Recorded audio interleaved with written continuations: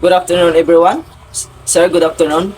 We are the group 2 and we are going to discuss about deontology. So first, what is deontology? So deontology, an ethical theory that uses rules to distinguish right from wrong.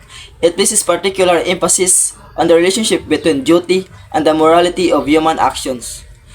It is often associated with the German philosopher Immanuel Kant. He believed that ethical actions follow universal moral laws such as don't lie, don't steal, don't cheat. So ang deontology is usa siya ka ethical theory nga gipropose ni Immanuel Kant in which nga sa kani nga theory na ay mga rules nga dapat nato sundon para makabalo ta unsay sakto ug unsay dili. Si Immanuel Kant nibilib pud siya nga kana nga mga ethical actions is kana bitawng magsunod gyud sa mga moral laws balaod nga diin kabalotang tanan like anang don't lie, so kanang dili ta mamakak, don't steal, so usa sa siya kabalaod nga dili ta mangawat og don't cheat, so kanang dili sa tamang ila. Next, the term deontology is derived from the Greek words nga ang deon means duty and the logos means science, and the rules and does not require weighing the costs and benefits of the situation. Deontology is simple to apply. It is requires that people follow the rules and their duty, and deontological ethics and actions is considered morally good because of some characteristics of the actions itself, not because the products of the actions is good. So ang deontology is simple ra gid kay ni siya i-apply, kaya ang atong buhaton ani is mo-follow ra gid ta sa maong rules o mobuhat ta sa atong mga duties and responsibilities. This is the biographical background of Immanuel Kant. So si Immanuel Kant is gipanganak siya pagka April 22, 1724. So namatay siya pagka February 12, 1804. So si Immanuel Kant is usa siya ka German philosopher nga gi-consider siya as the most influential thinker of the Enlightenment era. He is also one of the greatest Western philosopher of all times. His works, especially those on epistemology, theory of knowledge, aesthetics, and ethics, had a profound influence on later philosophers, including temporary ones. So that's all. Thank you. Good afternoon, everyone, especially to you, sir. I'm the next reporter of Group 2. So, besides establishing himself as one of the foremost Western philosophers, Kant also made an important contribution to science. Kant indeed made significant contributions to science, particularly in the fields of physics and astronomy. His work on the nature of space and time, as well as his theories on formation of celestial bodies, influenced scientific thought in his time and beyond. Kant's insights helped pave the way for later developments in physics and cosmology. Next, he considered on the most important figures in the development of modern science, despite the fact that he was most interested in philosophy of science and knowledge that science produces. So, absolutely, Kant's impact on the development of modern science is significant, despite his primary focus being on the philosophy of science and epistemology. His ideas about the nature of knowledge and the limits of human understanding had profound implications for the scientific method and way specific scientific inquiries were conducted. Next is his main contribution to rise modern science was its liberation from theology. So, Kant's main contribution to the rise of modern science was indeed in liberating it from theological constraints. He emphasized the importance of empirical evidence and rational inquiry over reliance on religious dogma or metaphysical speculation, by promoting the idea that scientific knowledge should be based on observation and reason rather than faith. So, the work of Immanuel Kant's first groundwork of metaphysics of morals. Metaphysics of morals is a two-part work by Immanuel Kant that delves into his ethical philosophy. The first part, Doctrine of Right, focuses on legal and political philosophy, discussing concepts like rights, properties, and justice within a framework of law and duties. The second part, Doctrine of Virtue, explores moral philosophy, emphasizing the importance of moral character, virtue, and cultivation of moral principles. Next is Critique of Practical Reason and other works of the theory of ethics. So, Immanuel Kant's Critique of Practical Reasons is a foundational work in moral philosophy where he examines the faculty of practical reason, focusing on its role in guiding moral actions. In this work, Kant aims to establish the validity of moral principles by showing that they are derived from the pure reason rather than empirical factors. He introduces the concept of the categorical imperative as the supreme principle of morality, which commands moral actions based on the rationality and universality. The last one is the Metaphysics of Morals and Ethics, a timeless classic by Immanuel Kant. So, one of the specific examples from Kant's ethical theory is his famous formulation, a categorical imperative, act only according to that maxim, whereby you can at the same time will that it should become a universal law. This principle guides good moral actions by emphasizing the importance of consistency and universality. For instance, lying would be considered immoral according to Kant because if lying were universalized, trust and communication would break down, making lying self-defeating. Next is the Kant's moral theory. Kant's moral theory Kant argues that morality is deontological. Deon comes from a Greek word for duty or obligation. So, ang deontological is things considered unethical, like lying or hurting others, can be regarded as ethical to an individual in certain situations. For example, it is wrong to shoot someone to kill intentionally. So, to Kant, all human must be seen inherently worthy of respect and dignity. He argued that all morality must stem from such duties. A duty based on a deontological ethics, consequences such as pain or pleasure are irrelevant. That's all. Thank you. So, hello everyone. My topic is all about Immanuel Kant's moral theory. So, the first moral theory of Immanuel Kant is goodwill and duty. So, what is goodwill and duty? Goodwill, it is an intention or attitude in kindness and goodwill towards other, while duty, it is a moral or legal obligation of a person. There are two natures of goodwill. The first one is conditionally good, while the second one is unconditionally good.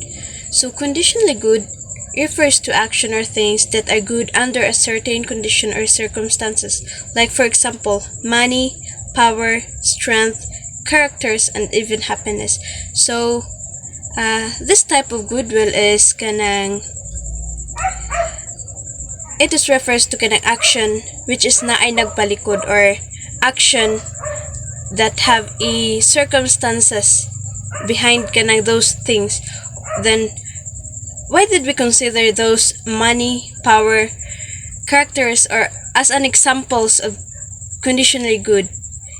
Because simple, those things are under circumstances or kanang we depende sa tong paggamit. Then the second one is unconditionally good. It refers to action or things that are inherently good regardless of any condition or circumstances. For example, human dignity, truth, justice, and love. So, unconditionally good is, like for example, pagtabang not minding the obligation, not minding the duty. We help that person not just because it's our obligation to help that person, but kanang it is an requirements as a individual. That is unconditionally good. A person that has a good will insofar them from their intentions on the basis of self-conscious respect for the moral law. When you say insofar, an adverb that means to such an extent or to that degree that. So, goodwill is a will whose decisions are wholly determined by moral demands. When you say moral demands, refers to an obligation or requirements placed on an individual to act certain way based on moral principles and values. So after discussing the goodwill, let's move on to the duty. So a duty, it is a moral or legal obligation to perform a certain action. So they say that a goodwill is manifested in acting for the sake of duty. So then ang pagbuhat og maayo is acting just for the sake of duty or for the sake of obligation.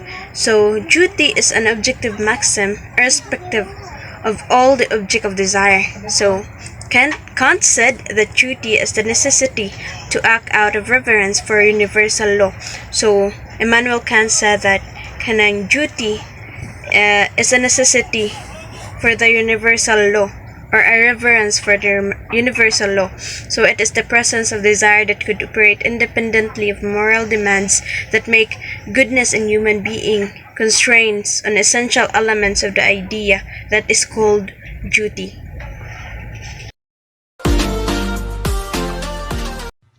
So good morning, sir. I am the fifth reporter of the Group 1, which is I'm going to tackle about categorical imperative. So what is categorical imperative? So according to Immanuel Kant, categorical imperative is the supreme principle of morality. So what is morality? Morality is an acting accordance with the categorical imperative, otherwise it is non-moral or immoral. So categorical imperative, supreme principle of morality or fundamental principle of our moral duties, principles that are intrinsically valid, that they are good in and of themselves. They must be obeyed by everyone in all situation and circumstance. Morality must be based on the categorical imperative because morality is such that you are commanded by it, and it's such that you cannot opt out of it or claim that it does not apply to you. We will gonna know what is imperative. So imperative, it means command. So for an example of the imperative is you have to fulfill your promises. Second, don't cheat. So that is the example of imperative. And we have two types of imperative, which is hypothetical imperative. So what is hypothetical imperative? So it means a conditioned command. Like for example, if you want to become successful, then you have to work very hard. As we can say, this example possesses a condition. That is, if you only work very hard if you want to become successful, then if you don't want to become successful, then you can sit, lie, and relax. So the second imperative is the categorical, which means absolutely command. So an example of categorical imperative is do not cheat. As we can see, this command poses a condition as it does not contain an if-then clause. Even if one is attempt to cheat, she ought not, because she is commanded absolutely not to cheat. So that is the difference between the hypothetical imperative and the categorical imperative. That it's Good day everyone. Today we will tackle about formulation of the deontological ethics formulated by Immanuel Kant. So, the deontological ethics that formulated by Immanuel Kant, there are three key formulations that guide moral reasoning and ethical decision making. These formulations are central to Kant's moral philosophy and provide a framework of understanding and moral duties and obligations. So the first formulation of the ontological ethics are: the first, the formula of universal law; second, the formula of the end in itself; third, the formula of the kingdom of ends. Formula of universal law states that act only in accordance with that maxim through which that it become a universal law. An action is morality, permissible only if the maxim on which the action is based could be affirmed as a universal law that everyone obeys without exception. The mark of immortality, then, is that one makes an exemption for oneself. First formulation, formal account. So this formulation emphasizes the importance of consistency and universality in ethical decision making. So this is the example of the first formulation. In this example, the girl asked the boy, "Does this make me look fat?" And the boy responds, "I cannot tell a lie." Allies with the deontological principle of honesty and truthfulness. By refusing to lie when asked if the girl looks fat, the boy is adhering to the universal law that truthfulness is moral duty. In this situation, the boy's response reflects a commitment to honesty and integrity, even if it may lead to discomfort of awkwardness. So another example of the first formulation is: you are a commuter and you noticed a wallet on the seat of the bus. Applying the first formulation, you consider whether it would be acceptable for everyone to take advantage of lost items. So you decided to pick up the wallet, intending to return it to the rightful owner, upholding honesty as a universal law. So the second formulation that formulated by Immanuel Kant is the formula of the end on itself. States that, so act that you use humanity, whether in your own person or in the person of any another, always at the same time as an end, never merely as a means. It is immoral to treat someone as a thing of merely instrumental value. Persons have an intrinsic, non-instrumental value, and the moral law demands that we may respect that we respect the intrinsic value. Addresses material side of the moral law. Kant argues that the moral law must be aimed at an end that is not merely instrumental, but is rather an end itself, which are only rational agents. So, example of the second formulation is when the boy says that, "But I need you to be happy," and the girl responds, "That's not how this works."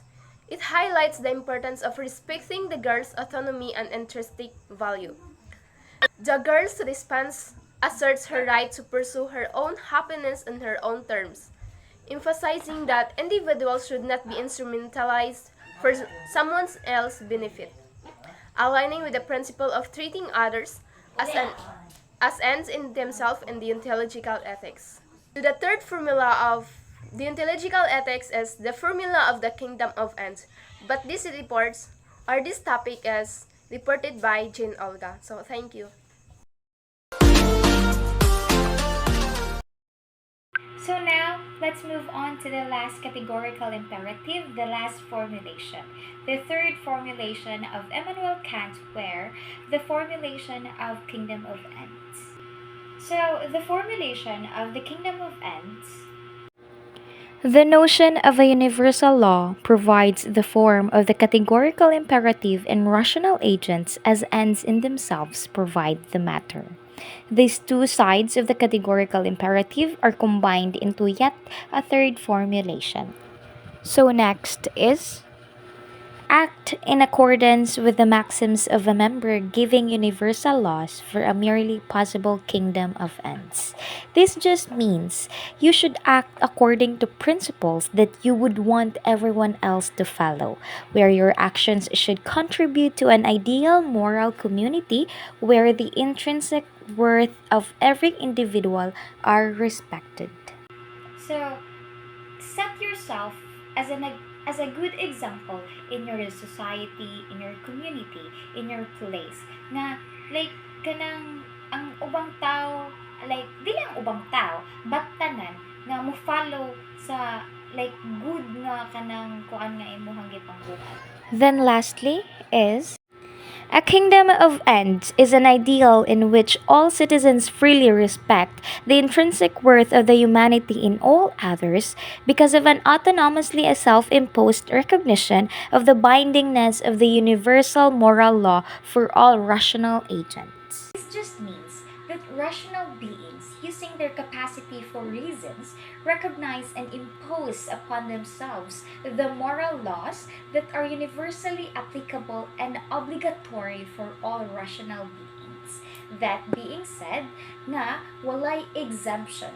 Walay exemption sa ato ang matag usa. So kita, like, obligatory, universal applicable. So these are the Kantian humans, Desmond Doss, the 22-year-old Malian man, Mamoudou Gazama from Paris, Richard the Captain Phillips, Rosie Parks from Montgomery Bass Boycott, and our Philippine heroes, Dr. Jose Rizal, Apolinario Mabini. And that's all. Thank you. What is autonomy? Autonomy means self-rule, and Kant saw it as a necessary condition for freedom and morality. If an action is not done autonomously, it is not really morally good or bad. So autonomously means with the freedom to act independently. Immanuel Kant's view of autonomy. For Kant, autonomy stood for the ideal of free will. A human will be driven to action, not by appetite or desire, but by identification with a higher or rational self. I have two examples of autonomy, personal and national. So personal, an individual choosing a career path based on passion rather than societal expectations. And for national, country making decisions about its internal policies without interference from external powers. 어쩜 이렇게 시간이 안 가는지 정말 버스 안에서 고인 이불 속에서 고인은 언제나 너에게 고인.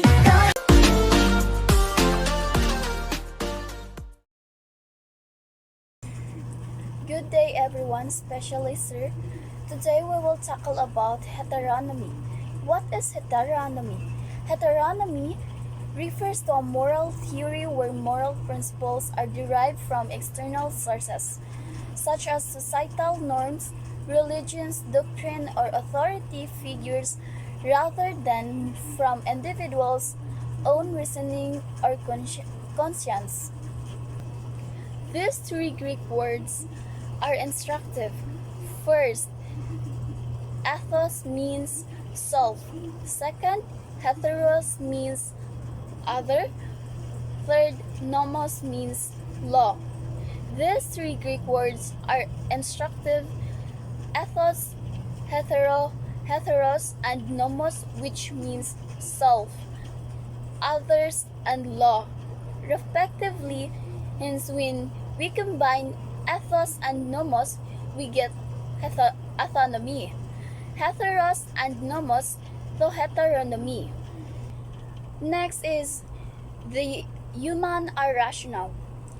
Immanuel Kant claims that the property of the rational will is autonomy, which is the opposite of heteronomy. So the last is heteronomy of will.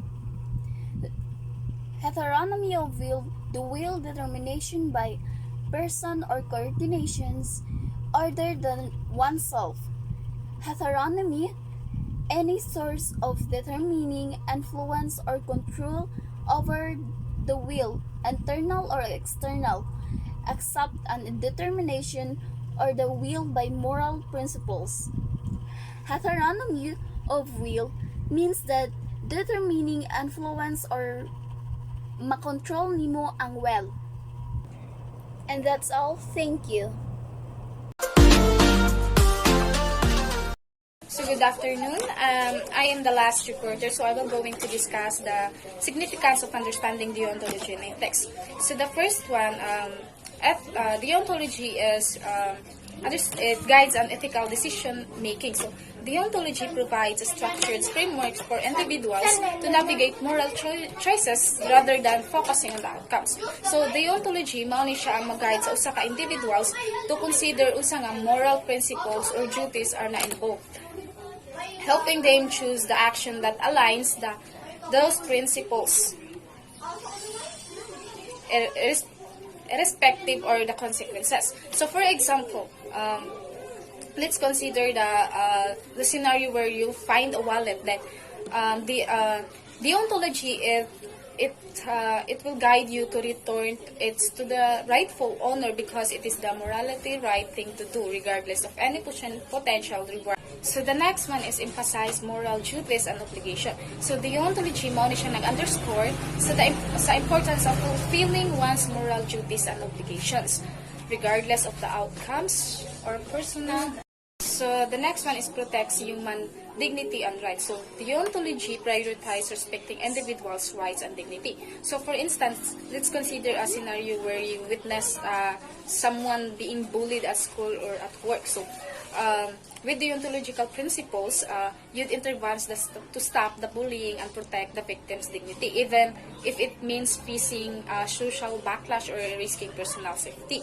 So the next one is understand the significance of understanding deontology and ethics is it provides clarity and consistency in judgment. So by adhering to moral principles, so deontology mo na siya ang mag-help sa usa ka individual to make an ethical decision with clarity and consistency. So even in a complex or ambiguous situation. So deontological principles mo siya ang offer of clear guidelines for evaluating the morality of actions, enabling individuals to make principles decisions that are consistent with their moral values. So the last one is promotes moral accountability and integrity. So understanding deontology, it encourages individuals to take responsibility for their actions and act with integrity. So like for example, you accidentally damage a friend's laptop while borrowing it. So instead of hiding or avoiding the responsibility, so deontology would guide you to admit the mistakes and take the responsibility. So this is demonstrating honesty and integrity in your action. So that's all for my report. Thank you.